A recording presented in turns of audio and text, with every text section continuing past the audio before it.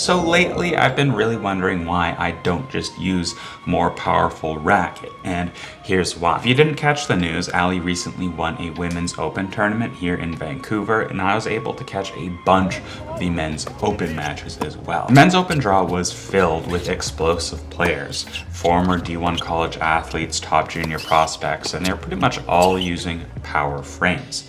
I saw tons of E-zones, like half the draw used some kind of arrow, lots of speeds, lots of strikes. Of course, there were a few control sticks. I saw the odd Gravity Pro or Percept, but most of the guys, especially the top guys, were using pretty powerful forgiving frames. The rallies were grueling, explosive baseline exchanges, and it didn't feel like the players needed more control to win. It felt like they needed to find one more deep ball back into the court, even if they were pushed like way out of position.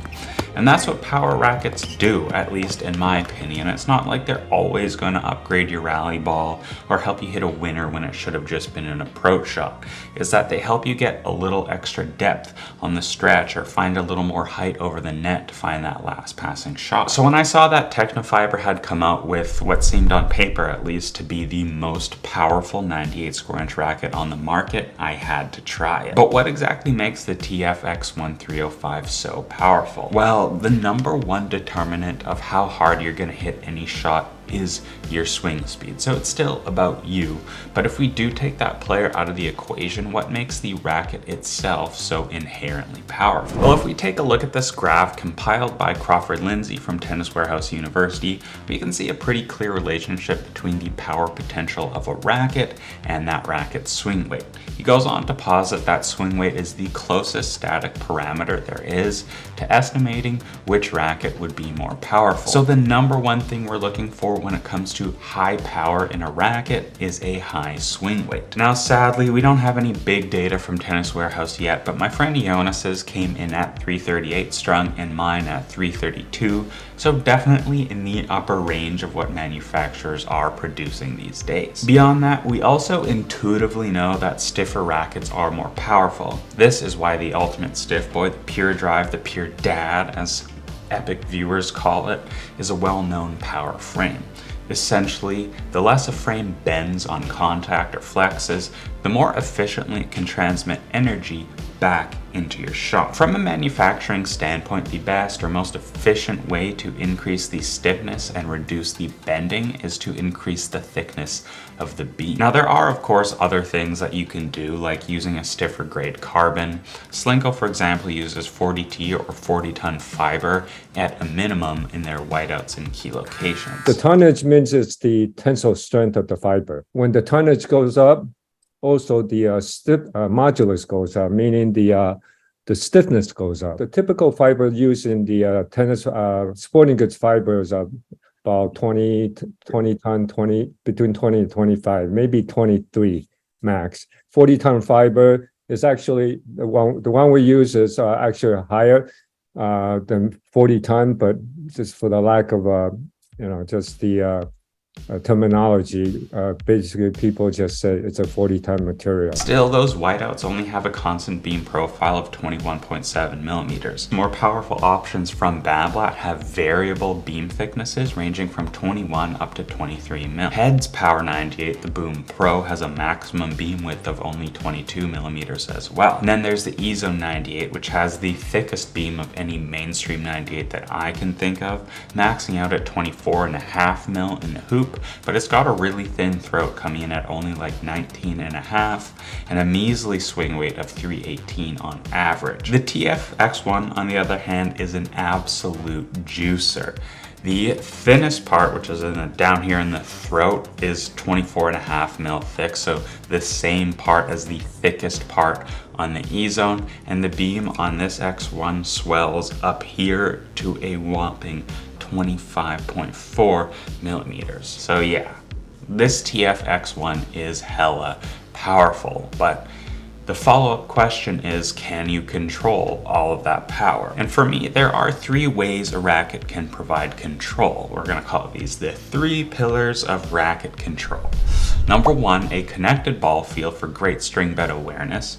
Number two, excellent spin through great maneuverability. And number three, Great consistency from the string bed through generally a lower launch angle and a consistent launch throughout the string bed. Doesn't matter where you contact it, you want that consistent response. So starting off with feel, I was quite worried. The gimmick here is called X-Damp, which is in the handle here, and it threatens to remove 36% of harmful vibrations. Now, usually I'm pretty opposed to dampening tech. Like if you catch Luca and I on the public courts, most likely we're not even playing, we're sitting down and just whining about VDM and how rackets should just be better. But something about X-Damp lets in a shocking amount of feel. So apparently this is how it works.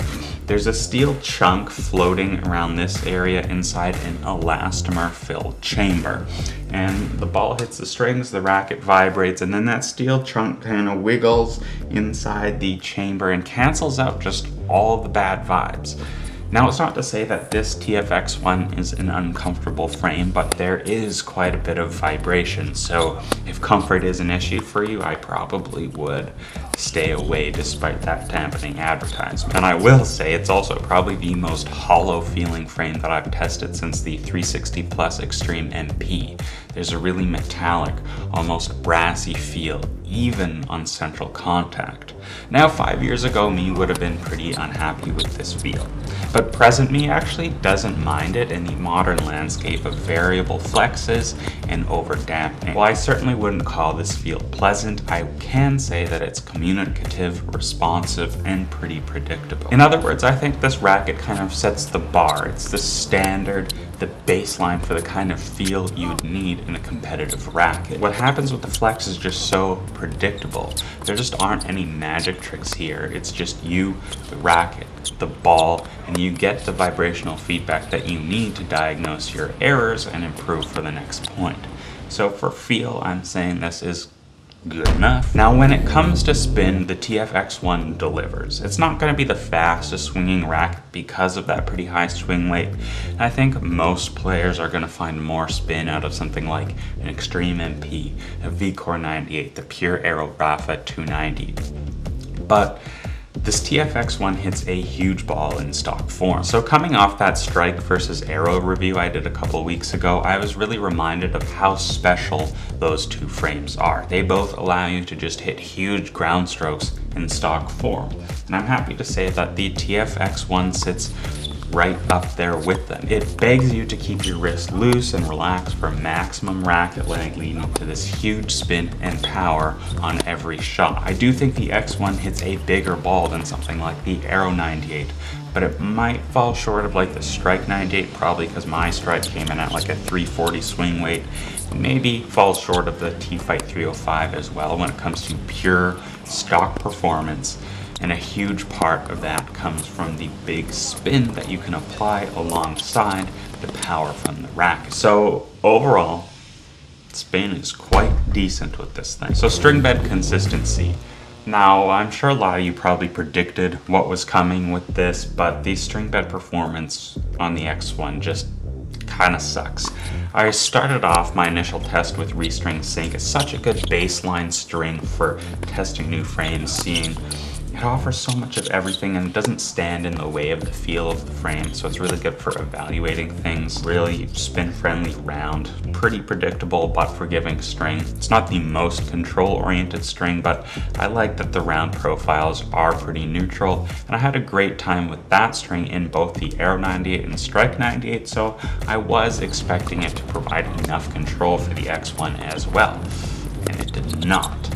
What's in here right now is Miami Tour Hex, which is the next string I tried, and in my whiteouts it felt super low powered, nicely connected, and quite spin friendly. I hope that the edges would give me a better sensation of spin application, which really boosts my confidence personally, while staying pretty low powered for this very open 16x19 pattern. And it did help, but it just didn't take things far enough. Now, I definitely could have pushed and tried to really find something to dial in the perfect amount of control for this racket, but given that sync plays completely fine for me in the Aero 98, I felt like going for something more dead would kind of defeat the purpose of the X1's power prowess.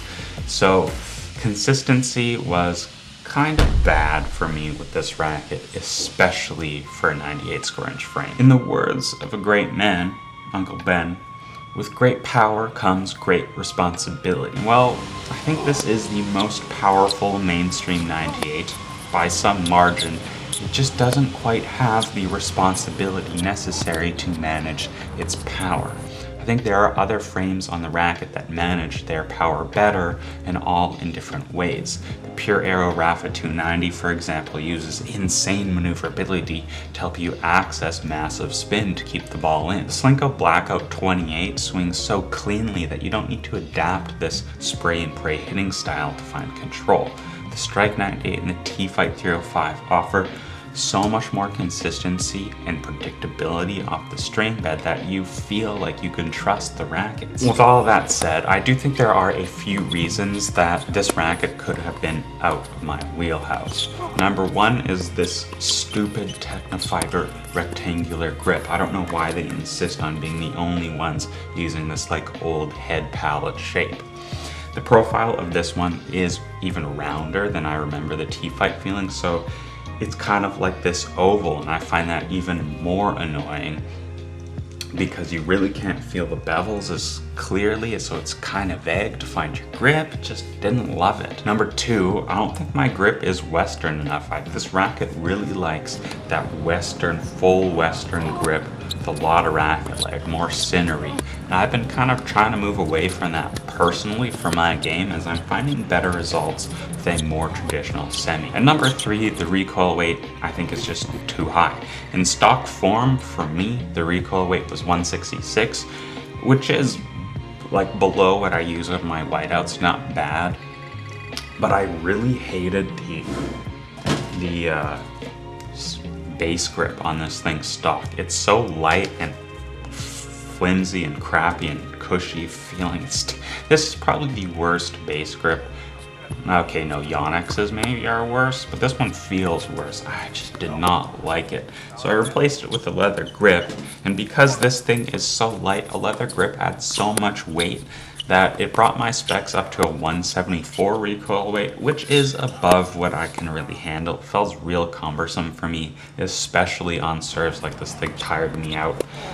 Whereas my whiteouts don't, even though my whiteouts are actually heavier than this thing. So at the end of the day, who is this racket for? Well, I actually think this is a pretty good racket. It was really fun to use. Accessing all that power and spin is pretty addicting. And knowing that I have the power of Corentin Moutet in the power of my hand is simply fizz-inducing. But I think you really need to be a strong, explosive player with a Western grip and fearless mentality to extract the most out of this frame, and that's just not me. But if that's you, the TF-X1 packs a truly unique punch. The high swing weight, the pretty low overall static weight, the low balance point, which is pretty weird for a high swing weight racket, the massively thick beam, the really shockingly connected feel, and I can honestly say there just isn't much out there quite like the TF-X1. Like, if you're a fan of those older Bablats, like really old, like 20 years old pure driver, Aero Pro drive, those things have thick beams and high swing weights, and finding something you don't have enough options, this is one you might want to look at. Now, thanks so much for watching. If you did find this review useful, I've got affiliate links to the X1 in the description below. I have no idea when it's coming out in the US, but you can get it in Europe.